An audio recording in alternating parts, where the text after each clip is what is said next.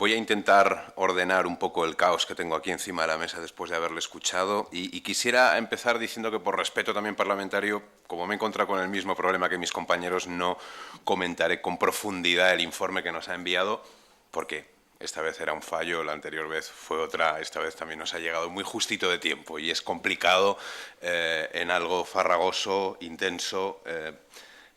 digamos, con el tamaño que tiene, entrar a valorarlo como uno quisiera. Lo dejaremos para más adelante a través de preguntas parlamentarias o lo que sea. Aunque sí que de repente, ojeándolo en el despacho y siempre que me dirijo a usted tengo la sensación de dirigirme a alguien que está como en la oposición del gobierno dentro de la Secretaría de Cultura. Y me sumo a esa petición de mis compañeros a recordarle que es usted un actor también, y que por lo tanto a veces sentimos la necesidad de notarle más activo en la exigencia de aquellas cosas que incluso usted públicamente dice o exige, ¿no? Con muchas de las políticas culturales que me consta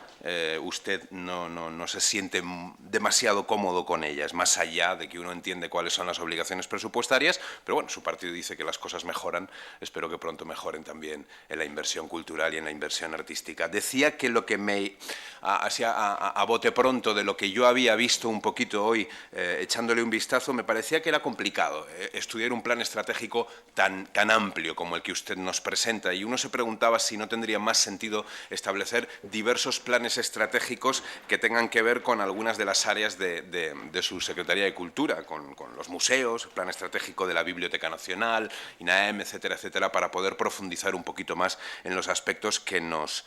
dirige cada uno.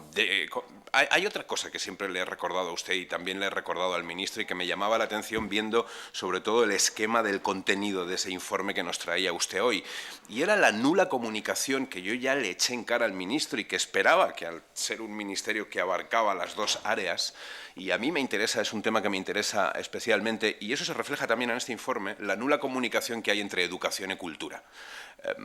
Luego me referiré un poquito más a ella, pero creo que en esa comunicación podría estar la solución a algunos de los problemas graves con los que nos encontramos en nuestro sector cultural y también en nuestro sector educativo. Yo leí hace poquito un artículo muy interesante sobre las diferencias que había en la educación entre dos países nórdicos, Finlandia y Suecia. Hablaba especialmente y ponía el acento del éxito del sistema educativo finlandés. Y curiosamente, en el sistema educativo finlandés, algo en lo que se ponía continuamente el acento era la educación y la enseñanza de materias como la música y el teatro, algo que tiende a desaparecer. Sin embargo, en nuestro sistema educativo parece que se ha demostrado allí la posibilidad que tiene de, por ósmosis, por lo que sea, por arte, que es en lo que yo creo, inocular y ayudar a que la educación de nuestros niños, de nuestros hijos, sea mejor de la que es ahora, que seguro que es algo a lo que usted también aspira.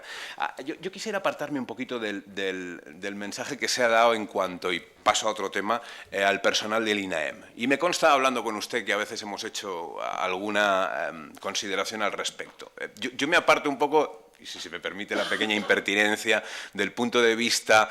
andaluz, rígido, sindicalista,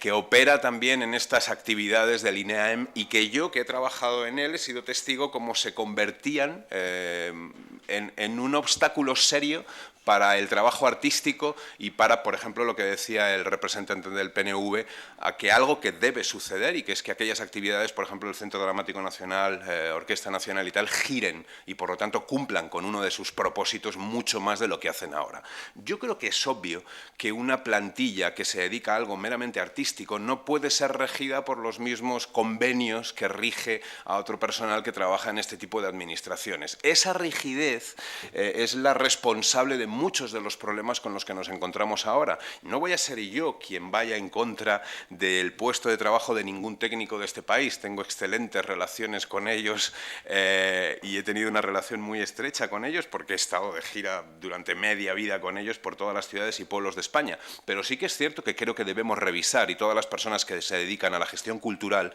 son conscientes de que existe un problema y de que debemos revisar esa rigidez y de que hay determinadas estructuras en este nivel, en algunos de estos lugares, que se han hecho casi elefantiásicas y que hacen imposible dedicar más recursos a algo que yo creo que es lo esencial y que yo cuando era gestor cultural también era mi mayor preocupación, y es a que sucedan cosas las más posibles encima del escenario. Cuando se dice que no se ha llevado a cabo ningún ERE en las plantillas de la Administración, del Ministerio de Cultura, del INAEM, etcétera, etcétera, yo creo que de una manera curiosa se falta la verdad, porque sí que ha habido un ERE escondido, y es que encima del escenario hay menos actores. Esto es evidente si se hacen las cuentas de qué número de actores, de qué número de bailarines, etcétera, etcétera, o de músicos están encima de los escenarios de los teatros públicos o de los escenarios públicos de nuestro país, porque al igual que sucede en la empresa privada, se ha ido viendo cómo las compañías han ido adelgazando su tamaño, porque a veces, aunque incluso se hagan en el Centro Dramático Nacional o en otros lugares, es cierto que los presupuestos no se han incrementado, por lo tanto han bajado y no se pueden llevar a cabo ciertos montajes que antes se hacían en numerosas ocasiones. Luego sí que hay un ERE invisible, hay un ERE de actores y músicos y de bailarines. Hay que recordar que esta profesión, por ejemplo, la de los actores, que es la mía, tiene un paro alrededor, y eso es lo que dicen datos de la Unión de Actores y Compañía, de más del 80%, y esta es una situación dramática. También por ahí yo creo que era necesario hacer una investigación de cuáles podrían ser esas colaboraciones a llevar a cabo con el ámbito de la educación. Por lo tanto, yo sí que creo que hay que echar un vistazo a esa plantilla técnica y a cómo podemos facilitar que tenga una mayor plasticidad y una mayor adecuación a una realidad artística que tiene poco que ver con la rigidez. Esto tiene que ver también con algunas de las políticas que nosotros pedimos constantemente en cultura y en el resto de los ámbitos de nuestro país. Nosotros somos mucho más defensores, y ahí empiezo a hablar de otras cosas, de esos temas que tenemos que ya son clásicos con usted, somos mucho más defensores del incentivo que de la subvención. Lo hemos hablado a menudo cuando hemos tenido ocasión de hablar del problema de las ayudas al cine, que no terminó de crear un músculo empresarial, industrial, potente, que resistiera a los embates de la crisis y que por lo tanto ha hecho que el sector quede mucho más como un erial. Y me parecía importante hablarle ahora después de esto, pero sí quisiera hacer un pequeño paréntesis para pedirle, por favor, que me permita, y me lo permito yo como parlamentario, por dos razones: para vengarme de la tardanza en la entrega del documento y también para aprovechar la ocasión de que usted haya roto, digamos, el orden del día, dejando introducir un punto nuevo, para hacerle una pequeña pregunta que tiene que ver con algo que me interesa fundamentalmente, o como valenciano me interesa de una manera importante. En Valencia hay un barrio que se llama El Cabañal, un barrio marítimo que es único en Europa y que es un tesoro.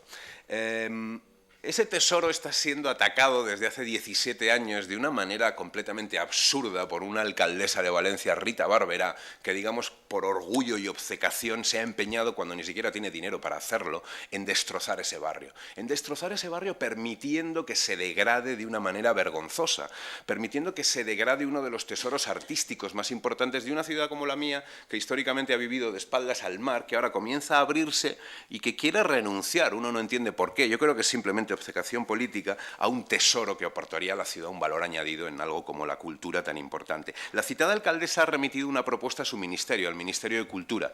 Puede que usted no lo sepa, pero yo le pediría personalmente que me ayude a encontrar esa propuesta y a que nos cuente, porque, bueno, yo como valenciano no confío mucho en la transparencia del Partido Popular por aquellas tierras. Tenemos un problema grave con eso, no solo con la transparencia, también con la corrupción. Pero como ellos dicen, repiten, que han dado una propuesta, que la han remitido al Ministerio, como además hay una pelea entre el Ministerio y el Ayuntamiento, porque usted recordará que el Ministerio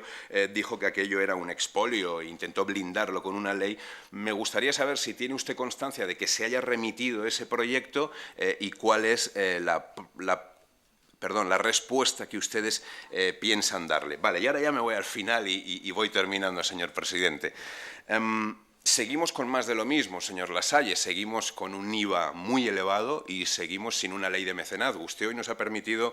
saber que quizá podamos hablar de 5 puntos más en algunas desgravaciones, pero me temo que viendo cómo es la política cultural de los países de nuestro entorno, eso es claramente insuficiente. Hablábamos muchas veces de cómo en esos países se permitían desgravaciones del orden del 60, del 80, incluso del 100%, en algunos casos como en Italia y en el dinero que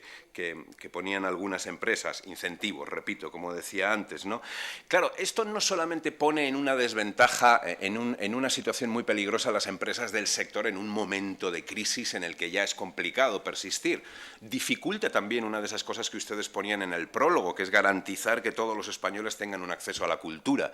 porque en el momento de crisis actual, digamos que esto claramente lo dificulta. Pero es que además, ya se lo hemos dicho a menudo en esta comisión, nos parece que pone en un mercado globalizado a nuestras empresas en una clara situación de desventaja frente a los países de nuestro entorno. Y esto lo quiero hilar para terminar la intervención, porque el arte, la cultura, también tiene una capacidad que muchos países de nuestro entorno sí están utilizando de una manera mucho más inteligente para generar riqueza y empleo. Y en esto me temo que lo del IVA, lo de la no existencia de una buena ley de mecenazgo está poniendo en dificultad, en una dificultad añadida, si se me permite la expresión, a nuestras empresas. Seguimos pues sin utilizar la riqueza en otras cosas, ¿no? Como puede ser el idioma, ya lo hemos dicho alguna vez, hay países de nuestro entorno también que utilizan, y estamos hablando del segundo idioma ya por encima del inglés, el conocimiento, la enseñanza del idioma, no solamente como se puede estar haciendo bien fuera de nuestro país, sino atrayendo turismo que además goza de una larga estancia y puede dejar aquí riqueza y empleo que, repito, debiera ser el acento del gobierno para el que usted trabaja. Históricamente, señor Lasalle, y acabo con esto, hemos sido una potencia cultural, una potencia artística, hemos exportado cultura. Con ello hemos atraído a millones de personas que se han acercado a nuestro país porque han conocido a Goya, a Velázquez, a Cervantes, e incluso ahora, y del tan denostado a veces sector del cine de nuestro país, gente como Almodóvar, Bardem, gente como todos esos jóvenes cineastas que están haciendo milagros trabajando fuera de nuestro país, han ayudado a que haya muchos millones de personas que tengan curiosidad y ganas de conocer un país magnífico y con excelentes posibilidades. Por cierto, hago una parte, perdón, en cuanto a lo de San Sebastián. Bueno, ¿qué esperaban con semejantes socios? Claro, y esto también es una responsabilidad, ¿no?, de la que también quisiéramos hablar en alguna ocasión. Y cierro. Hemos de poner más el acento en algo que para nosotros es esencial. El arte y la cultura es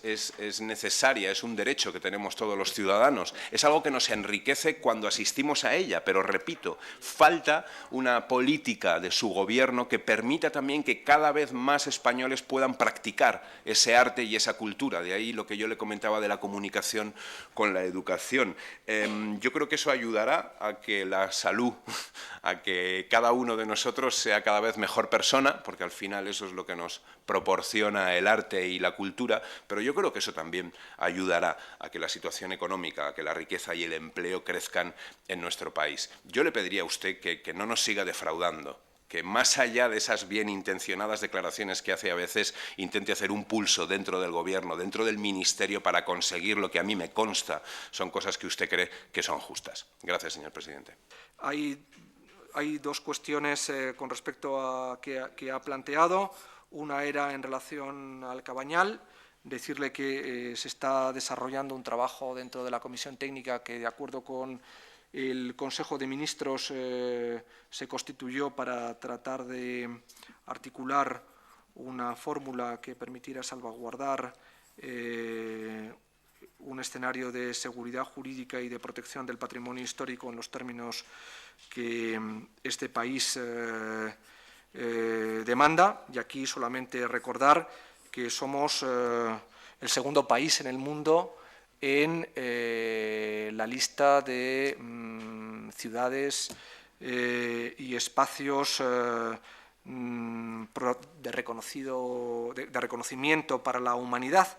España es probablemente, dentro de la UNESCO, el país más prestigiado en la protección de su patrimonio. Es un país que ha permitido, insisto, tener más de 100 reconocimientos de patrimonio de la humanidad, y este Gobierno está absolutamente comprometido en tratar de salvaguardar la imagen de prestigio y de reconocimiento que tiene internacionalmente en la protección de su patrimonio. Si no lo hiciéramos así, causaríamos un gravísimo daño económico, turístico y patrimonial al conjunto de nuestro país. Hemos sido capaces de salvar situaciones tan complicadas como el riesgo que corrió la ciudad de Sevilla con la famosa Torre Pelli, y creo que estamos todos implicados en tratar de salvaguardar la buena imagen que tenemos internacionalmente en la protección de nuestro patrimonio. Creo que tenemos una magnífica ley de patrimonio histórico, creo que todo el mundo reconoce que es un ejemplo a nivel internacional, que nació del consenso de todas las fuerzas políticas,